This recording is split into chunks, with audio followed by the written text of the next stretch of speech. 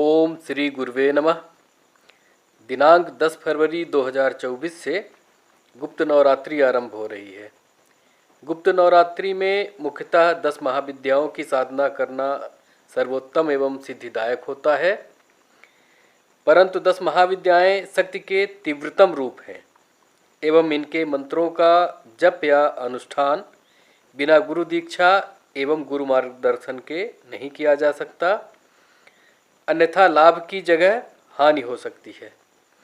ऐसी स्थिति में सामान्य साधक जो या तो सामान्य गृहस्थ है या किसी तांत्रिक परंपरा के गुरु से दीक्षित नहीं है, वे इन महाविद्याओं के स्त्रोत, कवच इत्यादि के द्वारा इन्हें प्रसन्न कर इनकी कृपा प्राप्त कर सकते हैं। स्त्रोतात्मक साधनाएं या अनुष्ठान इसलिए भी सर्वश्रेष्ठ होते हैं क्योंकि स्त्रोत मंत्रों की तरह स्थापित या कीलित नहीं होते।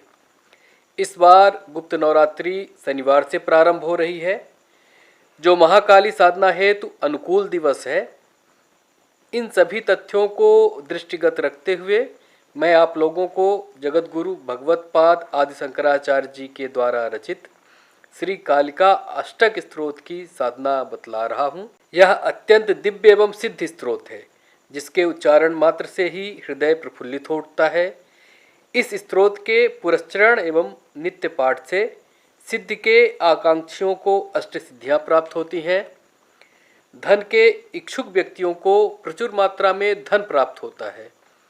ये अपने भक्तों का सभी तरह से पोषण करके उनके शत्रुओं का पूर्ण संहार करती हैं। इस स्तोत्र से साधक के व्यक्तित्व में असीम आकर्षण उत्पन्न होता है, उसकी वाणी सिद्ध हो जाती है। इनके साधक के समक्ष विद्वानों की वाणी स्तंभित हो जाती है। इस स्तोत्र द्वारा जो भी साधक महाकाली की उपासना करता है, उसकी जो भी इच्छाएं होती हैं वह स्वमेव पूर्ण होने लगती हैं। इनका साधक हर जगह माननीय होता है एवं अंत में उसे मोक्ष की भी प्राप्ति होती है। अतः गृहस्थ साधकों को अपनी समस्त कामनाओं की पूर्ति हेतु इस स्तोत्र का नित्य पाठ अवश्य करना चाहिए। यह स्तोत्र इतना प्रभावपूर्ण है कि अगर कोई साधक इस स्तोत्र का नित्य निष्ठा से पाठ करता है तो उसे माता काली के बिंबात्मक या साक्षात दर्शन भी हो जाते हैं। गुप्त नवरात्रि के अलावा यह साधना मंगलवार या अष्टमी तिथि से प्रारंभ कर सकते हैं। इस साधना हेतु काली यंत्र एवं महाकाली के विग्रह की आवश्यकता होती है। इनके अभाव में महाकाली के चित्र पर भी यह साधना संपन्न कर सकते हैं। इस साधना में लाल वस्त्र, उपवस्त्र एवं लाल ऊनी आसन का प्रयोग करना चाहिए। जप की दिशा पूर्व या उत्तर दिशा होनी चाहिए। यह साधना रात्रिकालीन है, अतः रात्रि 9 बजे के बाद साधना आरंभ करना चाहिए। अपने गुरुदेव भगवान एवं श्री गणेश का ध्यान एवं संक्षिप्त पूजन करना चाहिए। इसके पश्चात भगवती महाकाली का यथा उपलब्ध सामग्रियों से पूजन करना चाहिए। उनके विग्रह या यंत्र का जल से प्रोक्षण करना चाहिए। विग्रह पर सिंदूर अर्पित करना चाहिए। अक्षत अर्थात बिना टूटे हुए चावल के दाने सिंदूर लगाकर चढ़ाना चाहिए। गुड़हल के पुष्प या कोई भी रक्त पुष्प अर्पित करना चाहिए। लोबान की धूप प्रज्वलित करना चाहिए। सरसों के तेल का दीपक एवं घृत का दीपक जलाना चाहिए। दूध से बने मिष्ठान्न का भोग लगाना चाहिए। पान का बीड़ा निवेदित करना चाहिए। इसके पश्चात अपने दाहिने हाथ में जल, अक्षत एवं पुष्प लेकर अपनी कामना का स्मरण करते हुए स्तोत्र का विनियोग पढ़ना चाहिए। विनियोग इस प्रकार है। अस्य श्री कालिका अष्टक स्तोत्रस्य श्रीमत् शंकराचार्य ऋषि अनुष्ठुप छंदः श्री कालिका देवता भक्ति काली प्रसन्नार्थ पाठे विनियोग। विनियोग के पश्चात हाथ में लिया गया जल, अक्षत एवं पुष्प अपने सामने जमीन पर छोड़ देना चाहिए। विनियोग के पश्चात भगवती काली का हाथ में पुष्प लेकर ध्यान करना चाहिए। ध्यान इस प्रकार है।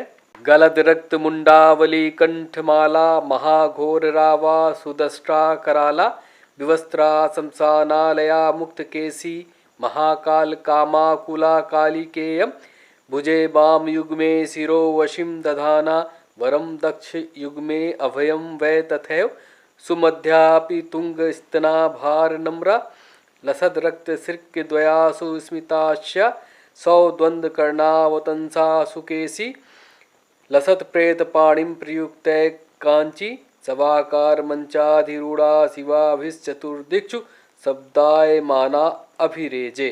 इस प्रकार ध्यान करने के पश्चात हाथ में लिया गया पुष्प देवी के विग्रह के ऊपर छोड़ देना चाहिए एवं इसके पश्चात स्तोत्र का पाठ करना चाहिए। स्तोत्र इस प्रकार है। विरंच्यादि देवास्त्रस्ते गुणास्त्रीन् समाराध्य कालीं प्रधाना बभूवु अनादिं सुरादिं मखादिं भवादिं स्वरूपं त्वदीयं न विन्दन्ति देवा जगन्मोहनीयं तु वाग्वादीनियं सुहृत्पोषणी शत्रुसंहारणीयं वचिस्तंभनीयं किमुच्चाटनीयं स्वरूपं त्वदीयं न विन्दन्ति देवा यं स्वर्गदात्री पुनः कल्पवल्ली मनोजास्तु कामान् यथार्थं प्रकुर्यात् तथा ते कृतार्था भवन्तीति नित्यं स्वरूपं त्वदीयं न विन्दन्ति देवा सुरापानमत्ता सुभक्तानुरक्ता लसत्पूत चित्ते सदा विर्भवते जप ध्यान पूजा सुधा धौत पंका स्वरूपं त्वदीयं न विन्दन्ति देवा चिदानंद कंदम हसन मंद मंदम शरच्चंद्रकोटि प्रभापुंज बिंबम मुनीनां कवीनां हृदि धोतयन्तं स्वरूपं त्वदीयं न विन्दन्ति देवा महामेघकाली सुरक्तापि शुभ्रा कदाचित् विचित्रा कृतिर्योग माया न बाला न वृद्धा न कामातुरापि स्वरूपं त्वदीयं न विन्दन्ति देवा क्षमस्वापराधं महागुप्त भावं मया लोक मध्ये प्रकाशीकृतं यत् तौ ध्यानपूतेन चापल्य भावात् स्वरूपं त्वदीयं न विन्दन्ति देवा यदि ध्यानयुक्तं पठेद् यो मनुष्यस्य तदा सर्वलोके विशालो भवेत् गृहेश्चाष्ट सिद्धिर्मृते चाप मुक्ति स्वरूपं त्वदीयं न विन्दन्ति देवा इति श्रीमद्शंकराचार्य विरचितं श्रीकालिका अष्टकम संपूर्णम। इस स्तोत्र का पुरस्चरण 1000 पाठ करने से होता है एवं इसके बाद नित्य पाठ करने से उपरोक्त बताए गए समस्त लाभ स्वतः परिलक्षित होने लगते हैं। स्तोत्र जप हेतु रुद्राक्ष या मूंगे की माला का उपयोग करना चाहिए। धन्यवाद।